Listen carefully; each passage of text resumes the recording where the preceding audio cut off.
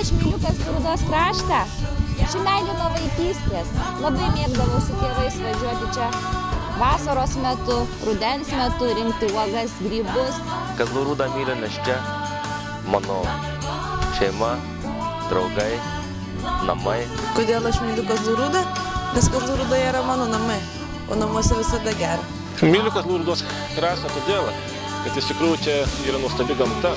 Nors pati esu aukštaitė, bet prigijau šitam krašte. Myliu šį kraštą už tai, čia graži gamta. Myliu Višakio Rūdos miškus, Višakio Rūdos šaltinėlį, tai yra paslaptinga nuostabi vieta. Aš myliu Kazlų Rūdos kraštą, nes tai ne tik nuostabus gamtos kampelis, bet ir mano gimtinė. Čia aš gimiau, užaugau. Augau aš, augau, gražiai plėtėsi ir mūsų kraštas. Čia tiesiog geri žmonės. Sutiktų pažįstamų žmonių, nuoširdžios šypsenos yra visa tai, už ką ir myliu Kazlų Rūdą. Kodėl aš myliu Kazlų Rūdą? Nes čia gera gyventi. Čia mano namai, mano šeima. Kad ir kur galbūt norisi sugrįžti čia. Šis kraštas tiesiog artimas man, mano širdžiai.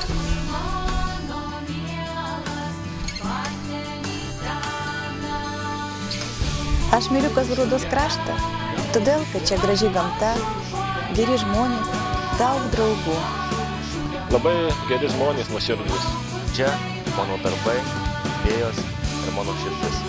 Čia pragyvenau ir gyvenu daug metų. Patinka dirbti Kazlų Rūdai.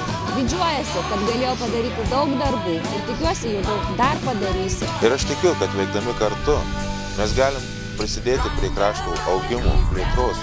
Mes galim tą kraštą padaryti dar gražesnį, saugesnį ir patogų gyventi visiems. Dalinkime šilumą, gerumu ir būkime laimingi. Kazlų Rūda